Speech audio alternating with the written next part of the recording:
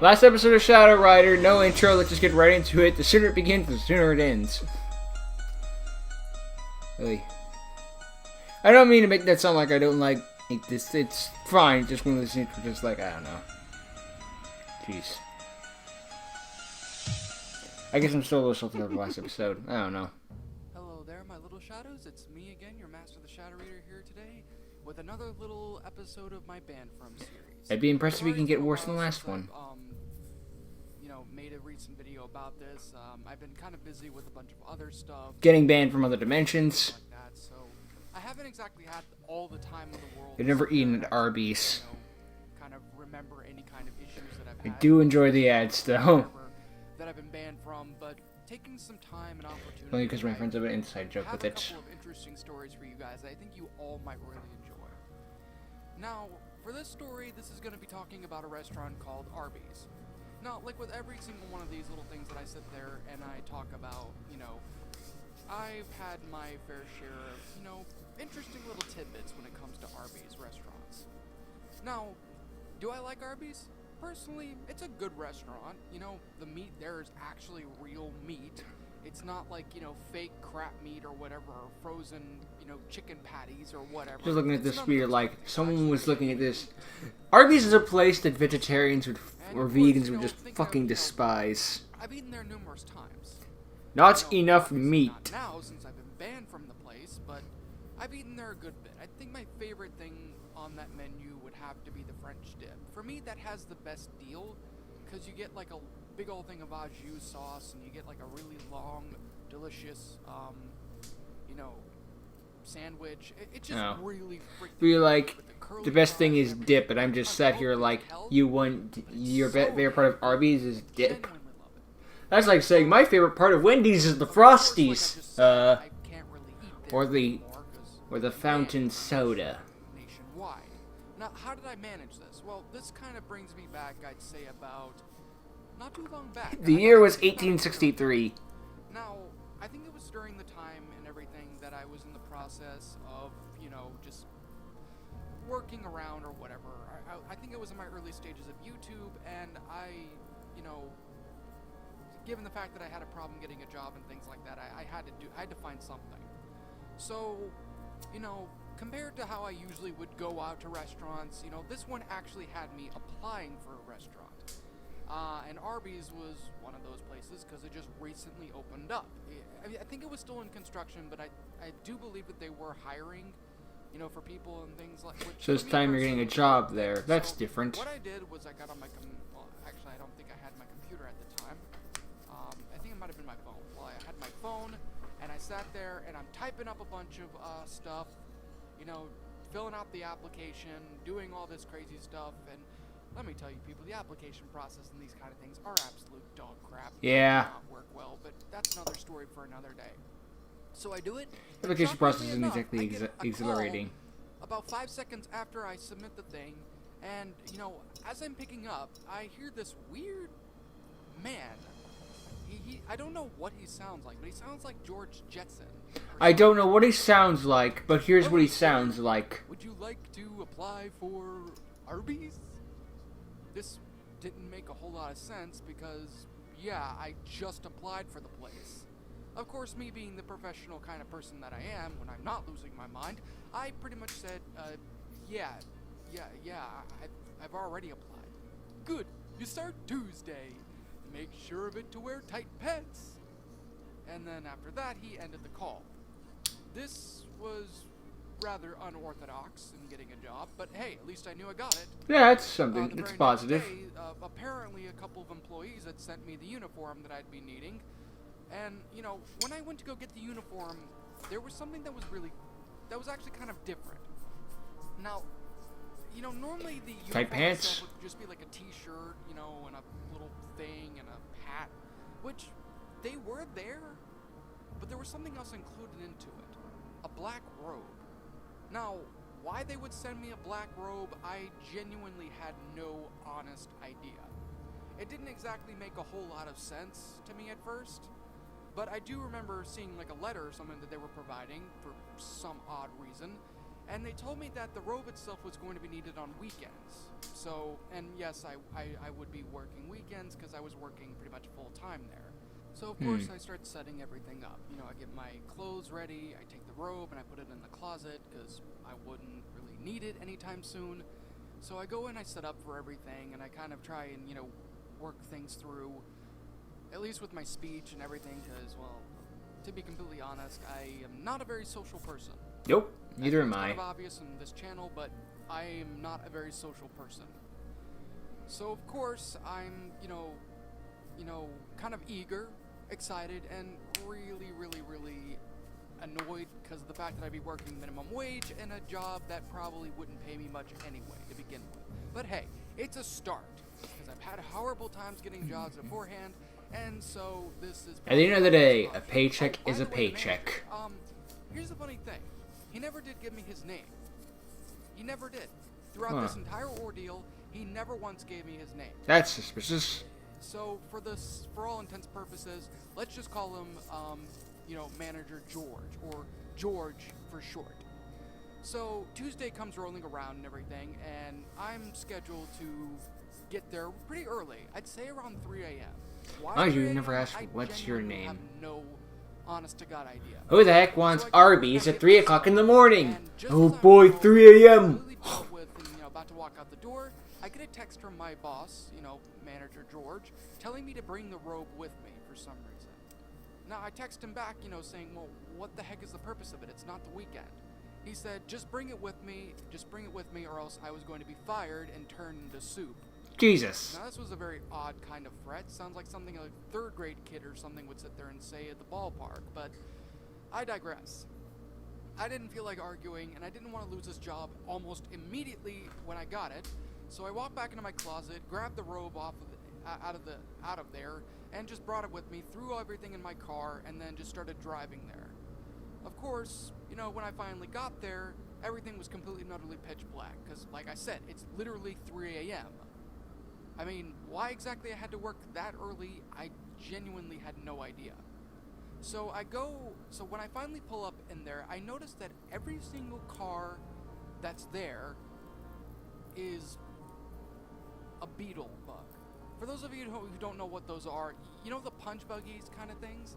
You know, those little round, you know, topped cars or whatever that your friends and your family usually give you a nice little slug in your arm saying, punch buggy, you know, every time you pass by one. It's kind of like a game or something. Like Arby? That's exactly love what bug. was lined up in that place. Nobody in the drive-thru, and shockingly enough, the drive-thru itself actually looked normal. It wasn't smothered in shit, and it certainly wasn't, you know, thrown around everywhere, and it wasn't out of order, which is a first in one of these kind of That reminds me of a meme I saw. Some images should be like showing the she was playing some Grand Theft Auto game and showing like the top of the car or like hood being open and being like, see, there's no engine in this car. It's completely other bullshit of how late in the game is or like how lazy they are to not put the engine inside the car. Because, you know, they open the hood and it's empty. And someone pointed out in the comments just of that video being like, that type of car has the engine in the back. Didn't make sense because I thought Like, and then the person who made the thing replied back like, that's stupid. Why would they ever put it? Who would ever be stupid enough to put an engine in the back of a car? Like, it doesn't look like anybody's in there. Yet for some odd reason, People would rather be there were ignorant, cars all stupid over the than, you know, look up the fact that they're right or I actually not. had a rather Like me. unnerved kind of feeling, and I thought that maybe my boss or somebody else probably called or texted the wrong person. So I pull out my phone to go and try and text my boss asking him where the hell he is, but for some odd reason I don't have service, which is weird because there's literally a cell phone tower about 50 or so kilometers or wherever away from us, so it's not too far away. So I put my phone back into my pocket, and you know, before I go back to my car and, you know, try and figure out what I'm gonna do, the phone buzzes with a text message. I pull it out immediately and it says, get in your robe and meet me in the back of the restaurant. So, and yes, this was from my manager. So I do that. I immediately dress up in my robe, which looked like a Benedictine robe. You know, like from the Benedictine Abbey. It had like the scapular and everything like that, which looked kind of nice. I don't know what that looks and it like. even had this weird pendant, an inverted pentagram if anybody's wondering, which around that time, me being the crazy Christian I would have never considered wearing it, but I was desperate for a job and I was kind of losing my mind. Yeah, I kind of figured once the robe came along and be like, this is like some sort of KKK thing. No, not KKK, satanic. KKK is white robes. Door that was painted in a rather eerie looking way. Like, it looked like somebody had painted it with LSD pictures. Now, that might sound a little confusing, but think of like wads of LSD literally painted on the door. How would you even do that? It looks like something that would be in a rave party or in a bar, but why a fast food restaurant? I don't know. That was You tell me. It's your story. For the longest time as I stood out that door, but I knocked on it, and then next thing I know, the door opens slowly, and an arm reaches in and pulls me inside of the restaurant. It was extremely unexpected, and I'm kind of freaking out a little bit at this point.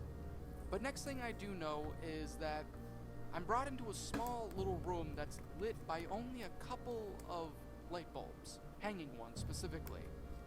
And then I'm looking at the robed figure that's literally right next to me who pulled me in, and he lifts up his head and, well, it's my manager, Manager George, with George Jetson-style haircut, nose, and literally everything.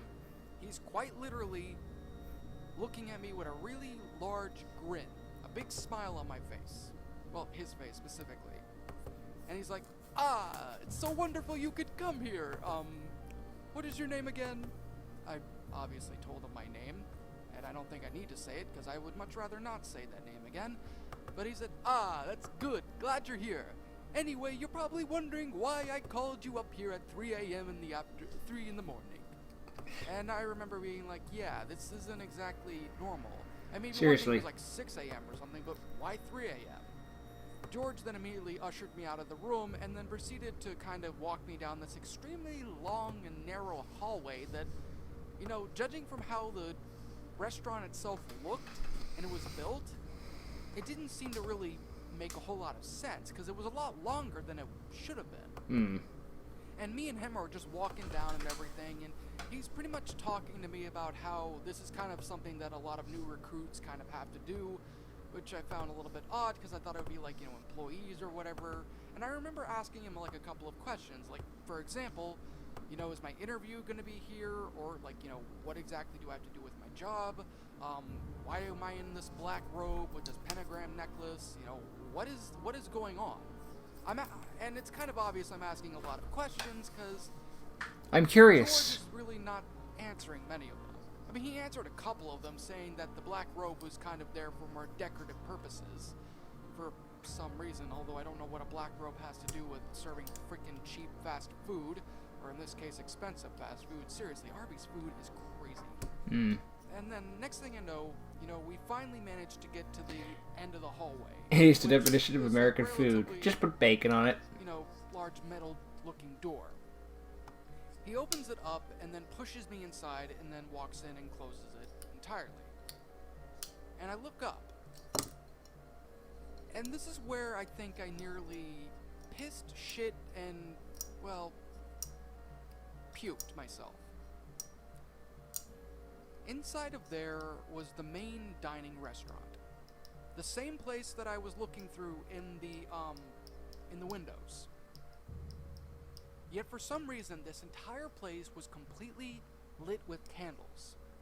Candles were the only thing that illuminated the entire place, which was extremely confusing for me because it was like, well, what the heck is this? You know, how the heck did I not manage to see it? Apparently, Manager George apparently had installed one-way windows, which I don't know how the hell that's even possible. I've heard of one-way mirrors, but for some reason he decided to install one-way windows, so apparently there wasn't anything that he could... I don't know. One-way windows allow you to see what you want to see. Going on. Now, as I'm looking around at the... Wouldn't the window just reflect? I don't know. I stare in the middle and I see a large metallic-looking table draped around in a multicolored cloth with candles surrounding each side of its corner, both below it and up on top of it. And below it is a weird symbol. Now, if you're thinking it's going to be like some kind of pentagram or whatever it may seem to be, that wasn't the case. In fact, at least not to me.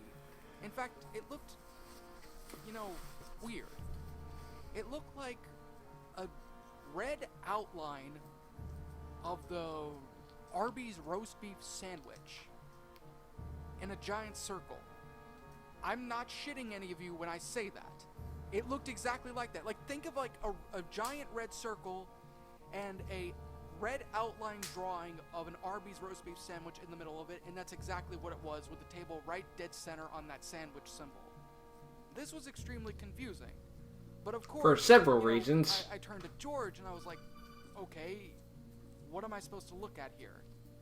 And then he pushes me forward and then tells me that soon the initiation ritual will begin. Now, this is where red flags, if they haven't already started going off and instantly, really start, coming up. Because number one, this is definitely not the way that you apply for a restaurant job. Nope. Not in any place. Number two, Except Arby's, the evidently. 3 a.m. thing should have obviously been a complete and utter red flag for me, but it wasn't. I don't know why, it just wasn't. And of course, seeing this crazy symbol and all these candles at this makeshift altar, I guess I could probably call it, really honestly should have had me running out of the door and setting the place on fire. In that order. Which I should have done, but I didn't. So, the manager guy immediately walks up to me and then points to a spot where I'm supposed to stand. And for some reason I do it. I don't know why I'm doing it, but I do it. I stand there in like the far right side of the symbol itself, and the next thing I know, one by one, a bunch of other people dressed in the same black robes with, necklaces and things like that are coming through. Now here's the weird thing. You know how I said that the necklace itself looked to be an inverted pentagram? Yeah. I looked at it, and turns out I was actually wrong. It was an inverted roast beef sandwich icon. The same icon that was plastered on the floor. Of course. And might I also add that there's literally nothing in the building except for that symbol and that makeshift altar and candles everywhere. No So you're the chairs, sacrifice. No boots, nothing. And I'm genuinely thinking whether or not if I stepped into some kind of weird, crazy cult thing, but it made no sense because I applied at the main Arby's restaurant place. Same address, same everything. So I'm standing there and a bunch of other people are there, and I'm looking at the symbol and I just drop it down, and it just keeps hanging from the chain that it's on.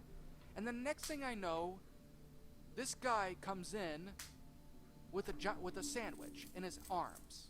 I'm guessing it was probably the manager or something like that. And then he walks up to the table, the altar table, I guess, and puts the sandwich right in the center of the place, on the altar table. And then all of a sudden, he's handed an incense burner full of like really strong smelling incense. However, it smelled like Arby's roast beef sandwiches. I didn't think there would actually be an incense, that actually smells like that, but that's exactly what it was. And he just kept burning incense over it. And then next thing that happens, everyone in the room starts filing in.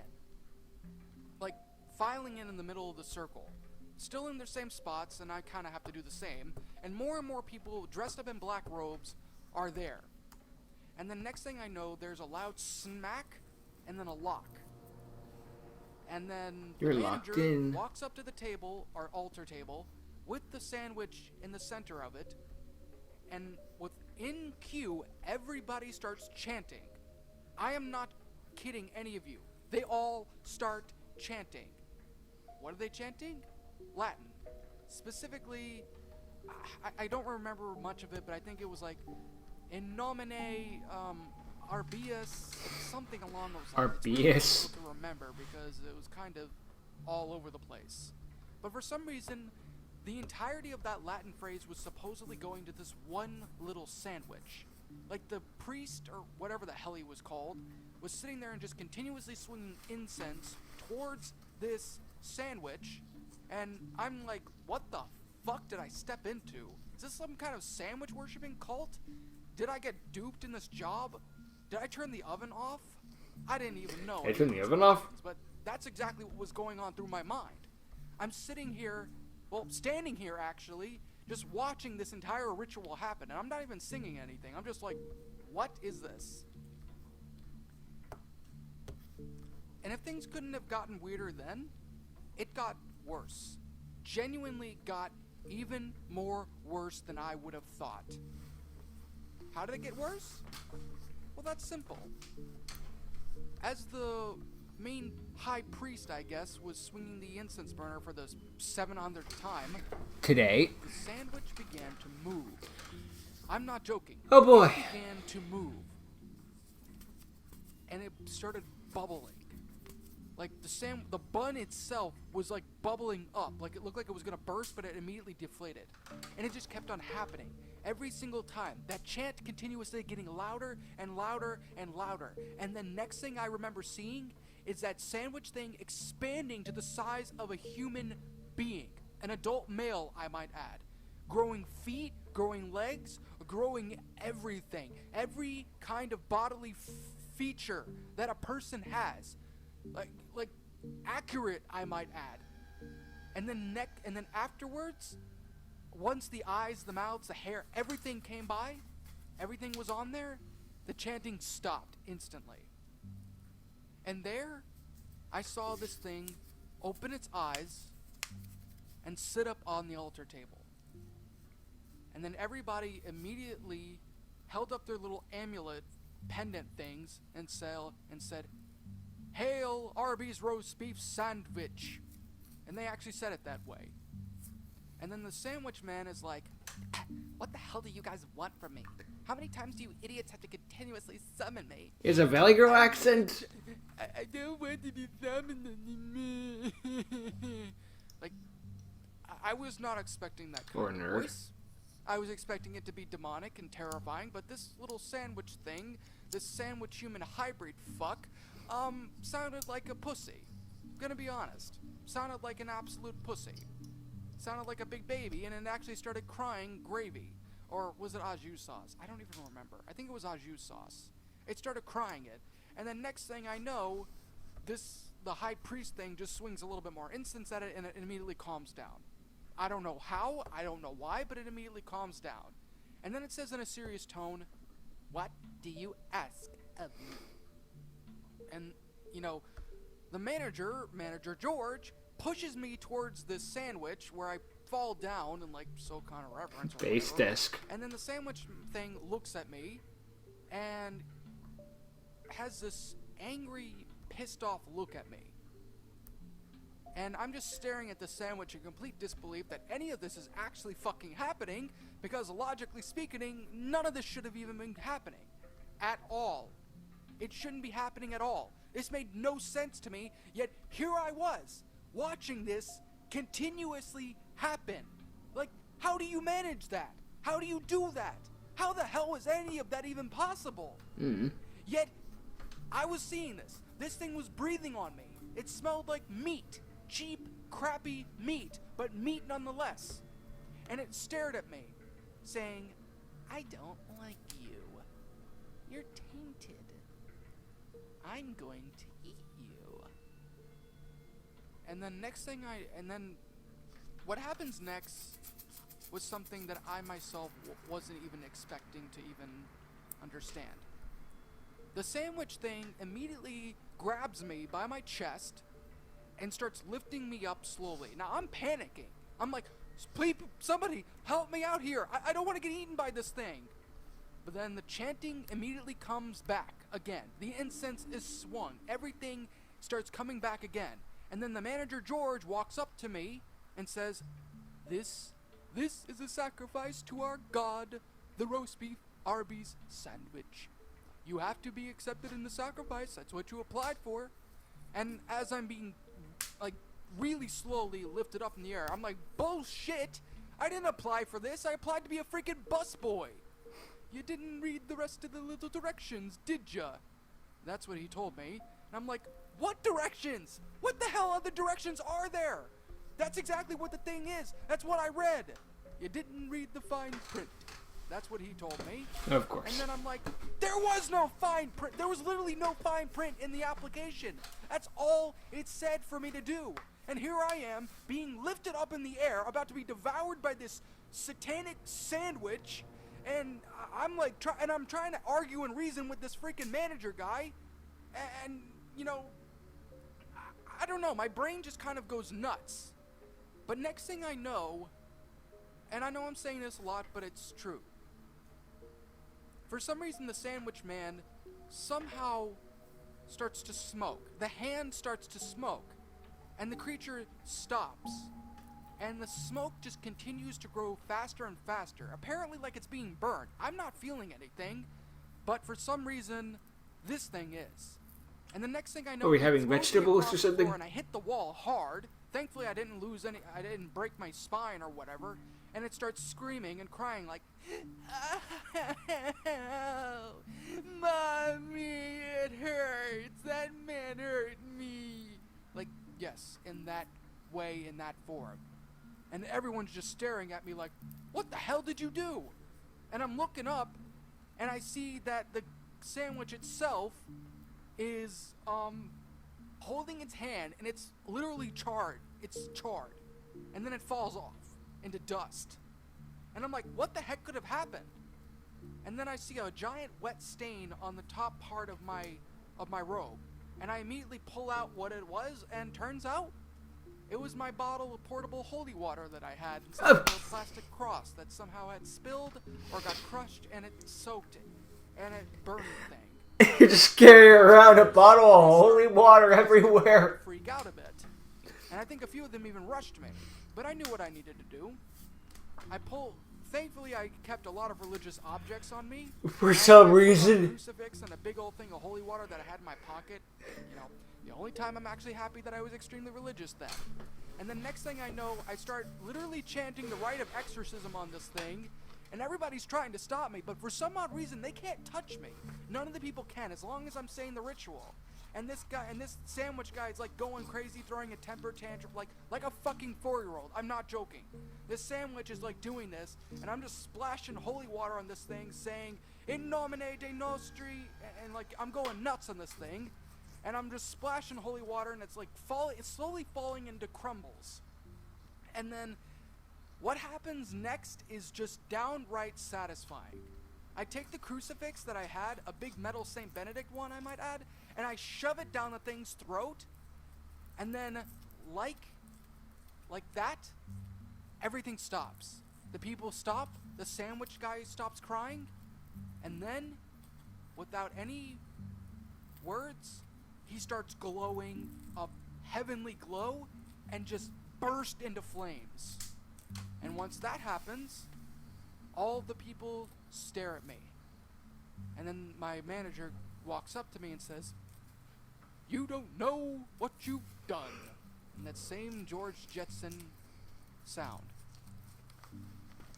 Now, what happens afterwards is that everybody immediately spontaneously combust. I'm not joking. Like, almost instantly, every single one of them start to immediately combust. A few of them were running at me. I managed to kick their asses because, well, I'm awesome. I was a little bit built at that time. And I managed to kick every single one of their asses relatively with ease. And, you know, once they all burned down to a crisp, including the manager, I busted out of that place as quickly as I could. I ran back to my car, and I went back all the way back home. And what happened after that was, well, what do you expect? I wound up getting a letter from the management of Arby's saying that I had completely and utterly ruined their business, and the line of success had been completely cut off because I completely killed one of their major sandwich gods that got them so popular to begin with, and because of it, they were going to wind up completely out of business for the next, after about at least 200 years, and because of it, I was forever banned from Arby's. Arby's is doing fine. That's exactly kind of what happened. Do I still have the robe?